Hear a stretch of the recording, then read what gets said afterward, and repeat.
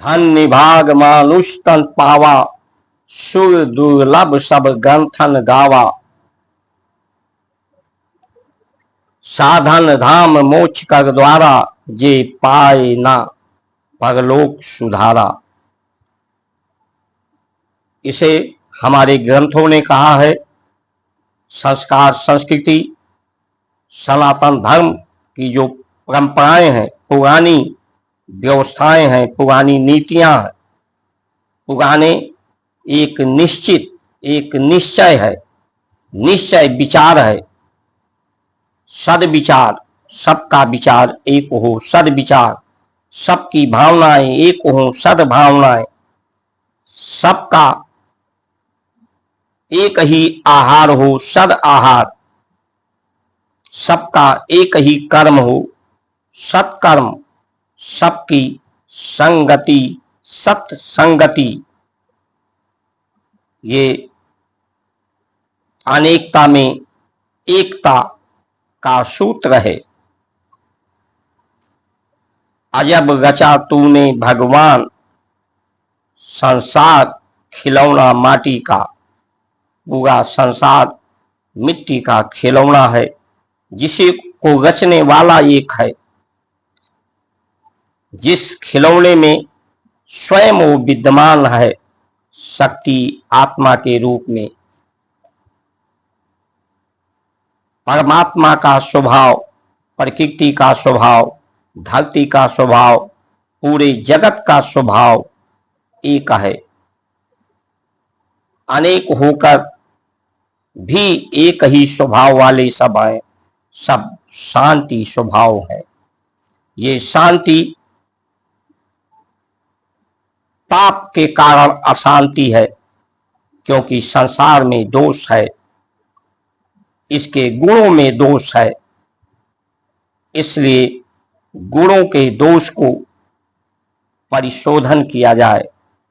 जो परिशोधन करने वाली हैं, गौ माता है, तुलसी है, बेल है, आंवला है, नवग्रह की संध्याएं हैं, उनका यजन करके गौ माता के घी के द्वारा, तो ये व्यवस्थाएं पूरे जगत को परमात्मा के रूप में, तुमेव माता चा पिता तुमेव बंधुश्चा सखा तुमेव विद्या दैवन तुमेव सर्वम मम देव देव।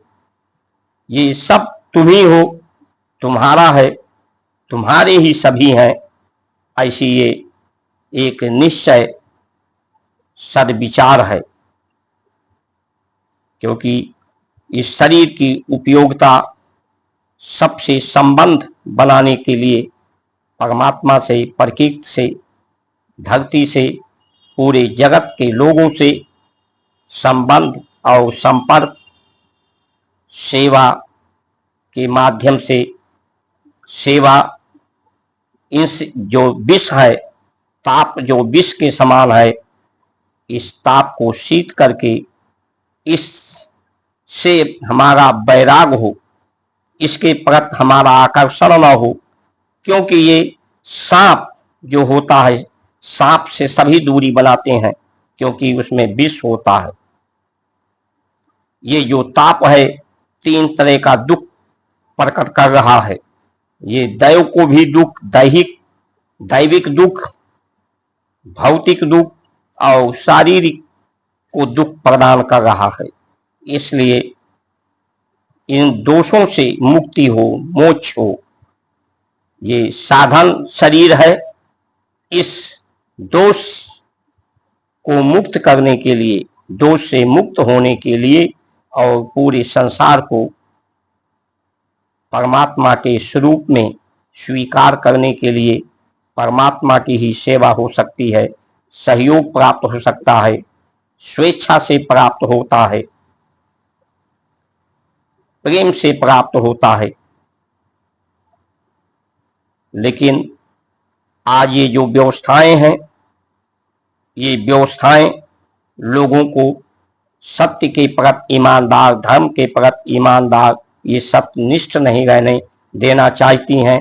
एक निष्ठा, एक विचार पर केंद्रित नहीं रहने देना चाहती हैं, क्योंकि ये नई नई व्यवस्थाएं वो बनाती हैं, नई व्यवस्थाएं, नए नए आविष्कार, नए नए उपकरण, नए नए उपयोग, जिससे पुराना अनुभव लोग, आज की संतानें पुराने अनुभवी लोगों का अनुभव लेने को तैयार नहीं होते, क्योंकि वो कहते हैं कि तुम्हारी जो उपयोगिता समाप्त हो गई है, तुम्हारा अनुभव किसी काम का नहीं, अब नया अनुभव, नया प्रयोग, नया उपयोग आ गया है।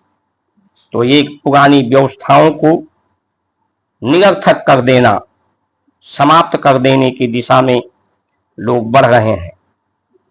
साधन की उपयोगिता बढ़ती जा रही है, मनुष्य की शरीर की उपयोगिता, संबंधों की उपयोगिता, सेवा की, सत्कार की उपयोगिता, सत्य की उपयोगिता घटती जा रही है। जिसकी उपयोगिता समाप्त होती है, वो अवस्था, वो व्यवस्था समाप्त होती है। इसलिए कहा जा सकता है, जिस तरह से हम आगे बढ़ रहे हैं, उस तरह से आने वाले समय में मनुष्य ही, कम ही लोग बचेंगे। एक मनुष्य ही मनुष्य को समाप्त कर देगा, क्योंकि मनुष्य की उपयोगिता नहीं, मनुष्य शरीर की उपयोगिता को समाप्त करके मशीनों की उपयोगिता से अपना जीवन जीना चाहता है। छल बलपूर्वक इस बुद्धि का प्रयोग करके, बुद्धि के द्वारा यंत्र उपकरणों का प्रयोग करके, बुद्धि के द्वारा अनेक विचार बदलते हैं, व्यवस्थाओं बदलती हैं, व्यवस्थाओं को बदल रहा है और इस धरती पर कब्जा करना चाहते हैं, जिसमें दो समुदायों में कंपटीशन है। क्रिश्चियन अपना जनसंख्या छल से बढ़ाना चाहता है, मुस्लिम बढ़ाना चाहता है, हिंदू संस्कार संस्कृति को, शांति व्यवस्था, सत्य व्यवस्था को समाप्त करना चाहता है, क्योंकि सभी को अधिकार प्राप्त करना है।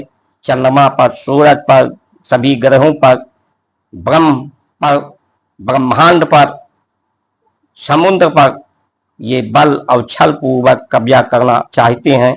लेकिन इस कब्जे से क्या मिला है, क्या मिलेगा लोगों को लाभ? सिर्फ बीमारी और विवाद ही प्राप्त हो रहा है और विकार प्राप्त हो रहे हैं। ताप बढ़ता जा रहा है, संताप बढ़ता जा रहा है। इसलिए ये अनेक को एक सूत्र में रहने नहीं देना चाहते हैं, क्योंकि जब लोग सुविधा के लिए, साधन के लिए, अधिक से अधिक साधन सुविधा को प्राप्त करना ही आज के जीवन का सफलता मानी जा रही है, तो उसे प्राप्त करने के लिए लोग, अधिकार प्राप्त करने के लिए लोग आपस में लड़ते हैं, असहयोग करते हैं, अशांति फैलाते हैं, ताप बढ़ाते हैं। तो लोग एक कैसे रह पाएंगे? जातियों के नाम पर लोगों को बांटा जा रहा है, व्यवस्था के नाम पर, आरक्षण के नाम पर बांटा जा रहा है। इसलिए हमारी व्यवस्थाएं बेईमान हो गई हैं। व्यवस्थाएं ईमानदार होंगी तो लोग धर्म के प्रति ईमानदार होंगे, लोगों का जीवन सुरक्षित रहेगा, जीवन धन्यभागी हो पाएगा। मानुष तन सबको परमात्मा के रूप में स्वीकार करके ही, अनेकता में एकता स्थापित करके ही, सभी संशय भ्रम समाप्त करके कि हम में, परमात्मा में, प्रकृति में, संसार में, जगत में कोई भेद नहीं है, जन्म मृत्यु में कोई भेद नहीं है। ये अवस्था का परिवर्तन है, मिट्टी का खिलौना, मिट्टी का खेल, संसार का खेल पूरा करके, जीवन के कार्य को पूरा करके ये पूरा हो जाता है। पहले लोग जीवन समाप्त होता था तो उसे मरने को नहीं कहते थे कि मर गया, कहते थे शरीर पूरा हो गया, शरीर का कार्य पूरा हो गया। जय जय श्री राम।